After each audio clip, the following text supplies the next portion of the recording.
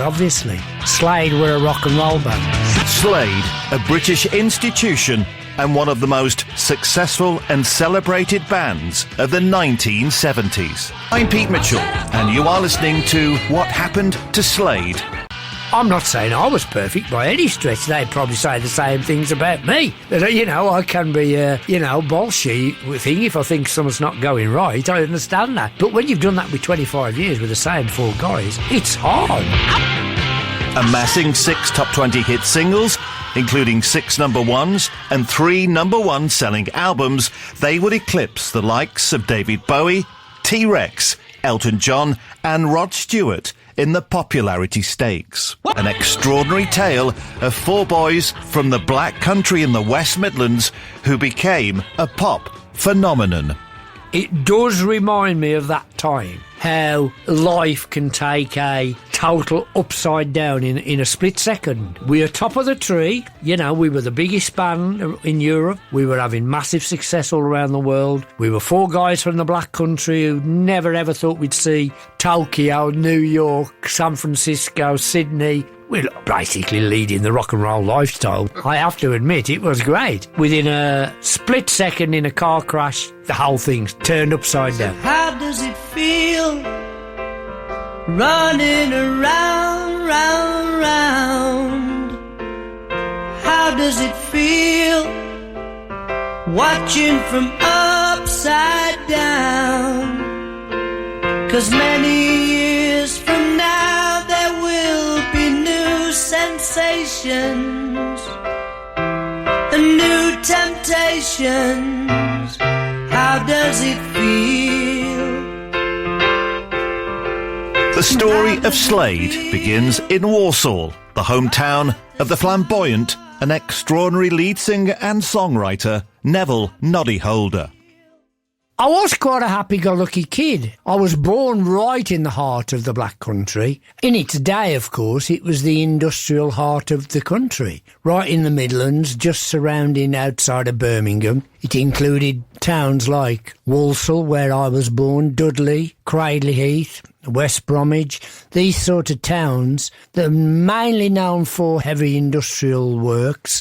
But there used to be a massive leather industry in Walsall where I was born. That's why the football teams nicknamed the Saddlers. They used to make saddles for the royal family, used to export a lot of saddles to the Cowboys in Texas. So that's how they got their nickname, the local football team. So it was named the Black Country because of all the factories and the billowing black smoke that was coming out the factories.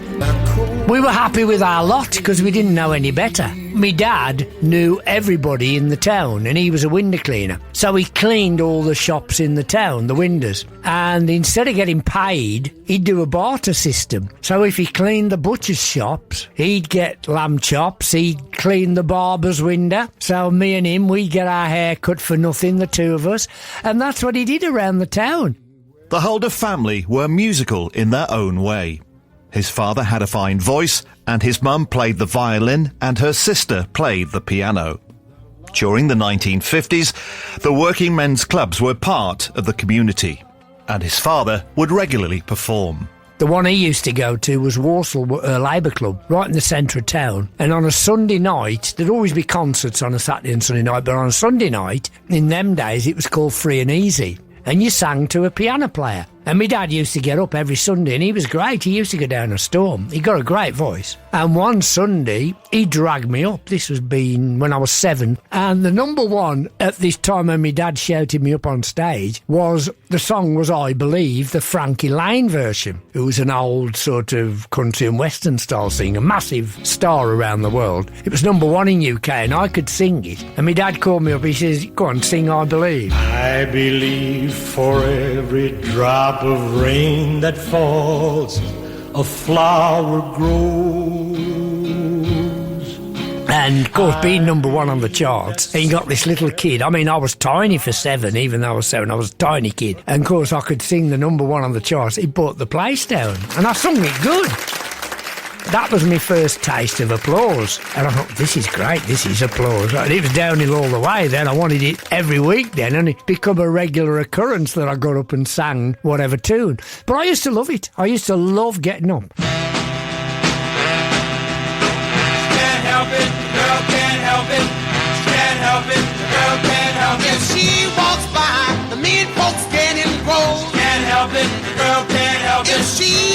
The arrival of rock and roll in the 1950s was life-changing to Neville and his generation. By 1955-56, I discovered rock and roll, and particularly when I first heard Little Richard. I mean, I loved Elvis, I loved Bill Haley in the comics, I loved those sort of movies that came around, Rock Around the Clock, all that sort of stuff. And I loved Little Richard, and I thought, I'd love to know what he looks like. Anyway, came to town the movie The Girl Can't Help It, which he featured in, and I saw him for the first time on a big screen, and it just blew me socks off. You see this guy, his band are cooking behind him, they're all the brass section are doing a dance behind him with the saxes. He's wearing a shiny silk suit, thick makeup on his face, but the thing was, he was standing up playing the piano. Nobody I'd ever seen, nobody in Britain, stood up and played the piano, and he's bopping away, singing in this incredible voice. I walked out that cinema that day and I thought, this has changed my life, this has. This was an epiphany for me. And I thought, I really want to be a rock and roll singer.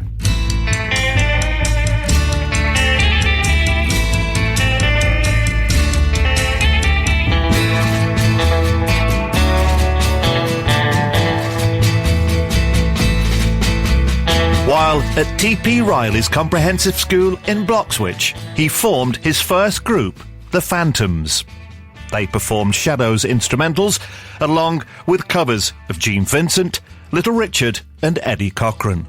And Neville the Devil was the guitarist. Got my first band together at school, and we were playing school dances, youth clubs, weddings. As we got better and could play more stuff, we'd sort of move up to the next level, which was working men's clubs, pubs. You know, you had to improve and been pretty good. And don't forget, in those days, I mean, a rock and roll band was loud to your punters. You didn't even have a PA in most pubs or clubs, you know, and you'd all have to plug into one amplifier, 2 guitars, a bass, and a microphone into one little amplifier that probably wasn't even 30 watts. People today don't realise how very basic it was.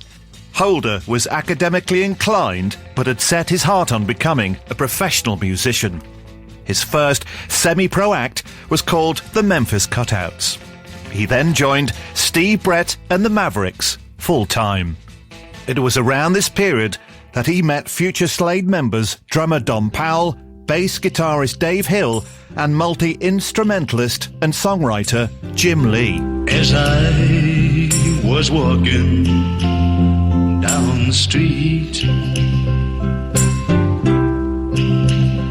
I knew Don from around the clubs and bars around Wolverhampton, so I knew him. They were in the vendors and they were called the In-Betweens. I got offered with the band I was with to go to Germany, playing the circuit there like the Beatles had done and whatever. We were the next generation on coming along.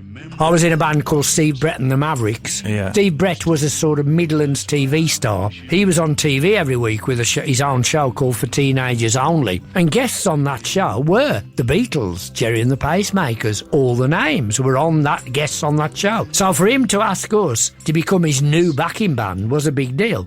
He could do great Elvis stuff, Jim Reeves, George Jones, Roy Orbison. That was his bag. Our bag, as a band, were more R&B and black music. So we could play his stuff that he wanted, and we'd do half of the show with us doing our bit, and he'd come on and do his spot. So we could pretty much play any venue going. Believe me, I'm a crazy. Believe me, I'm a crazy. Cause I love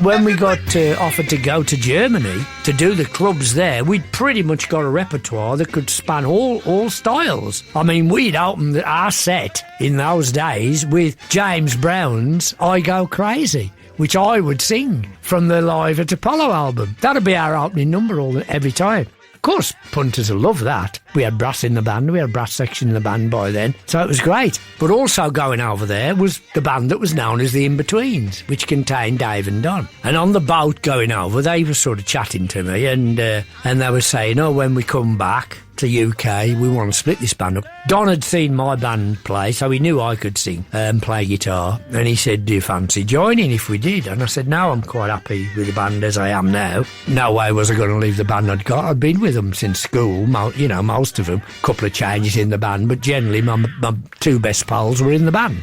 Anyway, we went to Germany, we did our spots there, and then I had a big arguments with Steve Brett in Germany at the end, right at the end, and mainly over money more than anything else. When we come back to Britain, I decided to leave. And we came back. I was walking down the street in Wolverhampton, and he was coming towards me with Dave and Don. And they said, we've heard you've left the band. And I said, yeah, I have actually. I said, oh, come and have a cup of tea. So we went and had a cup of tea, and they talked me into joining them. And they'd got Jim by that point. And we said, well, OK, let's get a rehearsal, see if it'll work. I booked the pub over the road from where my mum and dad lived. And they had a lot of music, great bands playing there, The Move and all sorts of bands. It's quite a good music venue. And we had a rehearsal, and right from the first number, it clicked. We just knew we'd got something that worked, and it was that afternoon we decided this is what we're going to do. I want security, yeah, and I want it in the evening, alright. Security, yeah, come on, give me your loving at night. There was also talk at one stage that Robert Plant would join the band as another vocalist. There was a lot of talk of different singers at the time. Robert Plant was one name in the frame, because he was doing the gigs around with us. I used to, when my band weren't working, any of my bands, I would drive him and his band, who were a band called Listen. First they were called the Tennessee Teens, then they were called Listen. I would drive them round in my dad's window cleaning van, because they hadn't got a van, so I'd take them to gigs. And so I knew Planty pretty well. But he was a blues hollerer. He wasn't a singer, singing songs. He was a blues shouter. Pretty much like he first appeared in when you saw him in Zeppelin. But the main thing Planty got was image. He always had this image, and he was a mod in them days. He was a king mod. He could carry it off. And the talk was we might have had him at the time. Our tour manager, Graham Swinnerton, who was our roadie for all through the success and whatever, he said, I don't know why you want to be looking for another singer. He said, I've seen Noddy sing in all sorts of venues, working men's clubs, all sorts of places. He can handle anything you throw at him, song-wise. And he said, I wouldn't bother looking for anybody else, and that's how I ended up being the main singer. There's a man in the funny papers we all know. One night, an influential American record producer came to see the In-Betweens play. This chance meeting would lead to a recording session. We did have a single out in 66, pretty much as soon as we formed. And we had a single called You Better Run, which was a cover. It was number one in America by the Young Rascals. What had happened was we were gigging in London at a club called Tiles on Oxford Street. We saw it in the middle of the audience, this guy dressed like a hippie, long hair, and he was dancing around doing all this hippie dancing in the middle of the audience. This freaky guy come in the dressing room backstage to see us. And it was Kim Fowley from the West Coast. He produced and done Alley Oop with the Hollywood Argyles, number one record. He'd done Bee Bumble and the Stingers, Nut Rocker. So he sort of chatting to us. He said, I'm really impressed with you guys. He says, you know what I like about you guys? He says, you project. But don't forget, we'd only been together 3 or 4 months. This is what nobody's doing now. Nobody's projecting. You project. He says, I want to take you to America. He said, I can make you big stars. I want to produce a record and make you big stars. And we said, oh, yeah, cool. Nobody was saying this to us before. We're from bloody Wolverhampton, for God's sake. So he books a studio in Denmark Street, where all the guitar shops are, called Regent Sound. And it's right down in the basement. He takes us down there. We're only in the afternoon, and we cut 4 tracks. You Better Run by the Young Rascals, and 3 others. Anyway, he got us a deal with EMI Records, and he came out as a record. Number one in the Midlands, but that's about as far as it got. But it was a great move for us, because it's the first time we've been in a recording studio proper. What you trying to do to my heart? What you trying to do to my heart? You fool around, you're telling lies, you're going round with the other guys. What you trying to do to my heart? As their reputation spread, the group was spotted by Fontana Records. The then head of the label, Jack Baverstock, invited them in to record. they would also find a unique manager who would harness their talent and image. Chas Chandler had previously been a member of the Animals. He also discovered Jimi Hendrix in Greenwich Village, New York. He'd had the experience. He'd been in a band, a world-renowned band, many number one records in America, so he'd had that experience. He discovered probably the greatest guitar player that's ever rated now in the world in rock terms, which was Jimi Hendrix. He'd produced his records, he'd managed him. So he'd had experience from all sides. We got the benefit of that. Of course, he made cock-ups along the way, which he would, because we were the first band he'd managed. But he'd learned a lot along the way, and we got the benefit of that. And he was a very formidable character. He could walk into a record company and start throwing his weight about, and with promoters, and you needed to in those days. You needed to stamp your mark. Of course, he got the kudos of having Hendrix under his belt in that time. With a new name, Ambrose Slade, they released their debut album in 1969. It was a bizarre mixture of a few self-penned songs and covers by such diverse acts as Ted Nugent, Frank Zappa and Marvin Gaye.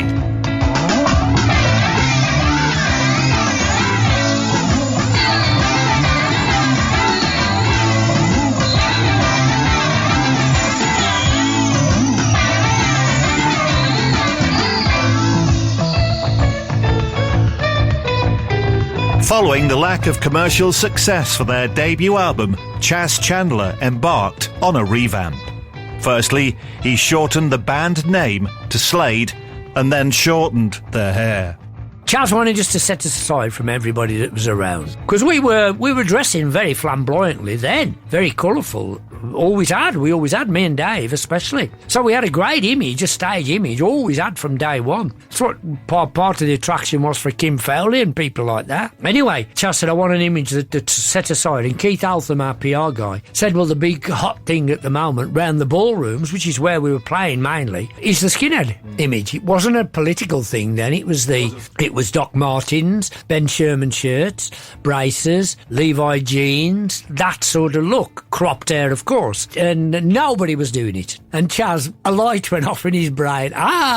This is what we'll do. Keith next day come back and said to Chas, I've had second thoughts about this, the skinhead thing. I don't think it'll work. By that time, Chas had got us first thing in the morning, down to the hairdressers, having our hair shaved off. At the same barbers who'd invented Jimi Hendrix's hairstyle, Harry Hare, and he's still a hairdresser now in London, yeah. And he's big mate of mine. He's a lovely bloke. By that time, when Keith come back to Chas, we'd have the haircut. We'd been out and got the Doc Martens. We'd been out and got all the gear, because this is what Chas had got in his head: image, music, and image, which is what the Beatles did.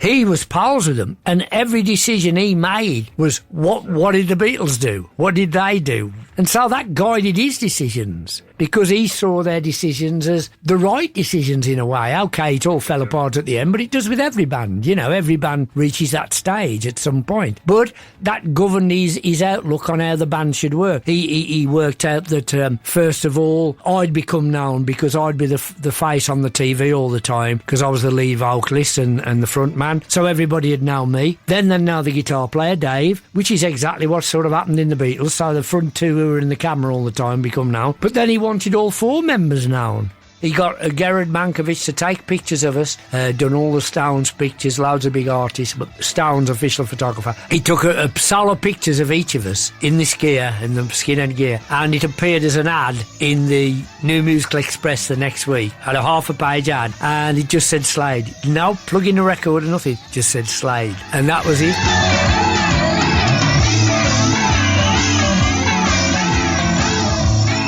You are listening to Revolutions in Music, What Happened to Slade, an extraordinary tale of four boys from the Black Country in the West Midlands who became a pop phenomenon. Virgin Radio Drive Time with The Sun at 50. I'm Kate Lawler. I've got top-notch tunes, can-do attitude, and Chris Evans' horn.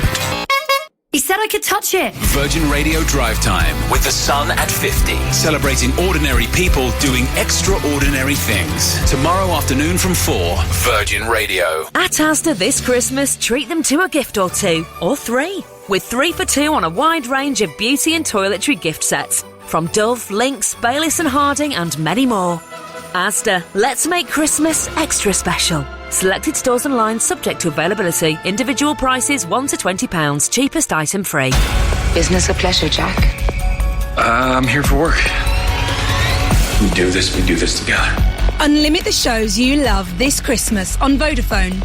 Watch the new season of Tom Clancy's Jack Ryan with Prime Video, included on our unlimited data plans with entertainment. The future is exciting. Ready? Vodafone.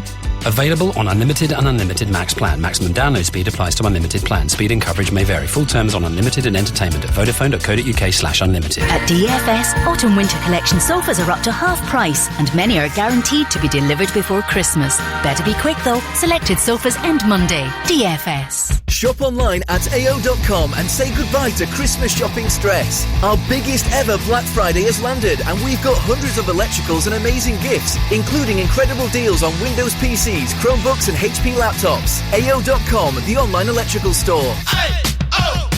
Let's go! Terms and conditions apply.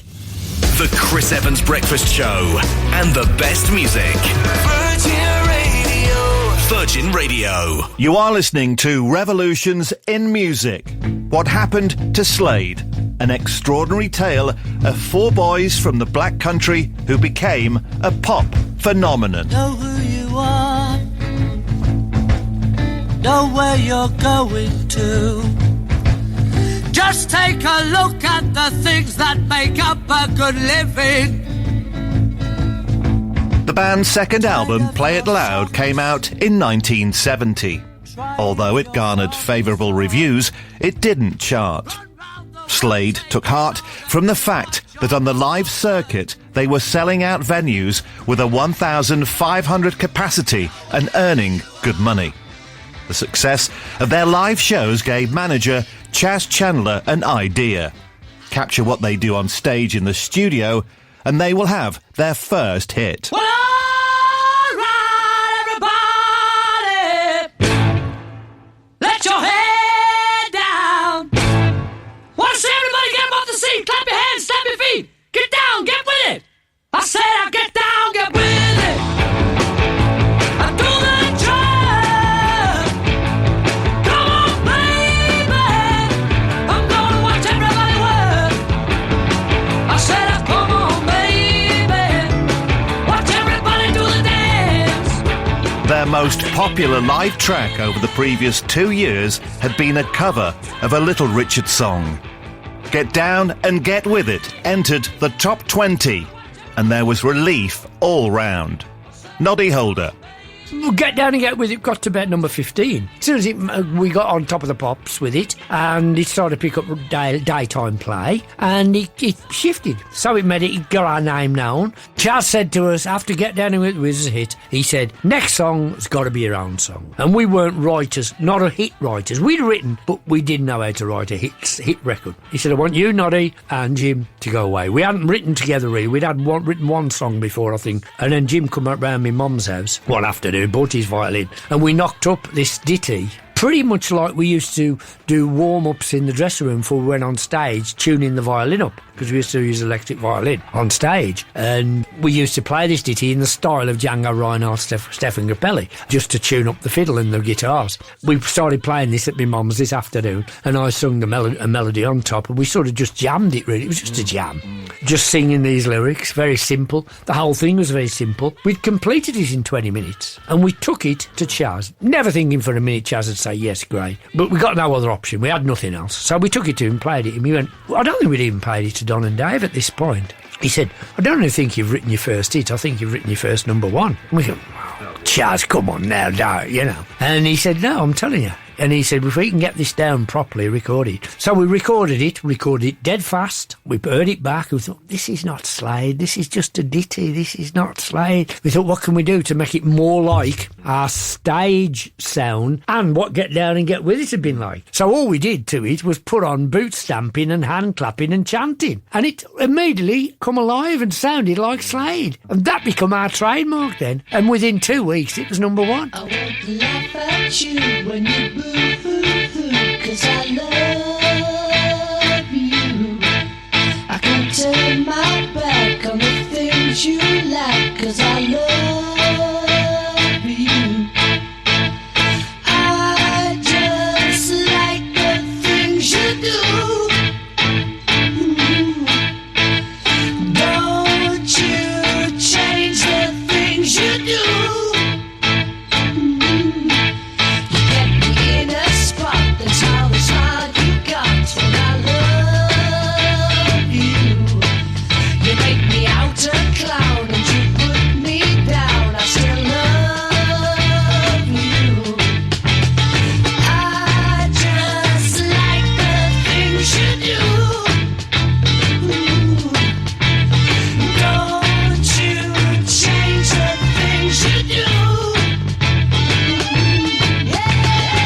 I Love You, released in October of 1971, followed an extraordinary run that had never been achieved before.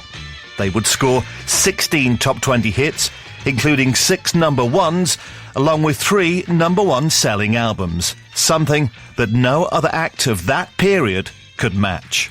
Slade were becoming a pop phenomenon. Our confidence was sky high then, and our confidence come across the same confidence as we used to have on stage. You know, we got a bit, you know, when we were on telly at first, we thought, are people going to take to us? But the next day in the pubs, they're all talking about it, because we were outrageous. Don't forget, that show, Top of the Pops, on a Thursday night, watched by the whole family, not just teenagers, you were playing to 18 to 20 million viewers. If a tenth of them bought your record, the effect of that show, you got a 2 million seller, you know what I mean? And that's just UK. Came up to you one night, noticed the look in your eye. I saw you was on your own, and it was alright. Yeah, it was alright. So won't you take me back home, and take me back home? It is fair to say that they were not only the most successful chart act of the era, they were also one of the hardest working bands in popular music.